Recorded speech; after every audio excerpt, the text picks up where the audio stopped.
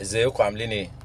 سنة 1988 كنت في تالتة اعدادي، وكنت رئيس اتحاد طلاب المدرسة في القرية اللي انا عايش فيها يعني، كانت مدرسة مشتركة. وبعدين الاخصائية الاجتماعية بلغتني ان في اجتماع في الإدارة لرؤساء اتحاد طلاب المرحلة الإعدادية كلهم، عشان هيختاروا مننا مجموعة أو 6 أفراد، يعني أمين اتحاد طلاب الإدارة والمساعد بتاعه وأربع مقررين النشاط الفني والثقافي والرياضي والاجتماعي. فرحت الاجتماع، وانا مقرر من جوايا ان انا هرشح نفسي عضو ثقافي، لكني فكرت احنا هنكون موجودين حوالي 20 او 22 طالب، كل طالب مع الاخصائي الاجتماعي او الاخصائيه بتاعت مدرسته.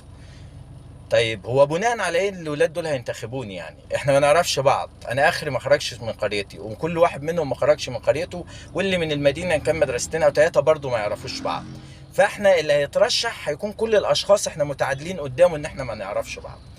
فكان اللي بيتم ان ترشيح عضو يعني، ما وليكن انا مثلا لما رشحت اروح عضو ثقافي كان في 2 تاني مترشحين فاصبحنا 3. اللي بيتم ان كل واحد بيقوم يعرف عن نفسه، اسمه ومدرسته واي اضافه هو عايز يضيفها. فالاتنين اللي معايا شاء القدر ان هم اتكلموا قبلي يعني، وعرف نفسه اسمه ومدرسته وهو مقرر نشاط ايه، بالاضافه انه رئيس اتحاد طلاب مدرسته. فانا قمت وقلت اسمي، عرفت نفسي ومدرستي ومقرر النشاط الثقافي اصلا في المدرسه قبل ما اكون رئيس اتحاد طلاب، واستاذنت ان انا اضيف اضافه علشان يتعرفوا باعمالي كرئيس اتحاد طلاب للمدرسه.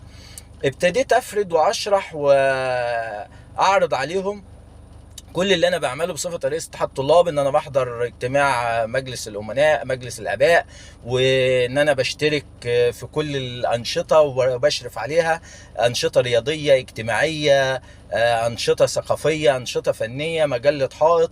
وخصوصا ان انا اصلا مقرر النشاط الثقافي في المدرسه، فكان يعني اكبر شغل ليا كان في الاذاعه المدرسيه ومجله الحائط، وعمل حفلات موسميه، حفله مثلا لو 6 اكتوبر، حفله عيد الام، اي حفله، مولد النبوي، كنا بنجهز لده كله. وابتديت اعرض الكلام ده كله باستفاضه وبوضوح وبتفصيل، لدرجه ان في موجه نادى عليا وحضني وقال لي والله انا عارف ان انت ما بتعملش ده كله، بس كونك قدرت تقول على الحاجات دي كلها بالطلاقه والجرأه ديت، فانت تستاهل ان انت تفوز بالمنصب. لو فزت بالمنصب المكافأة بتاعتك ان الاخصائيه الاجتماعيه بتاع اللي معاك هي اللي هتكون مصاحبه ليكوا انتوا ال6 لما تروحوا رحله القاهره، المركز الرئيسي لاتحاد الطلاب في العجوزه لمده 5 ايام. وبالفعل فزت مقعد العضو الثقافي على مستوى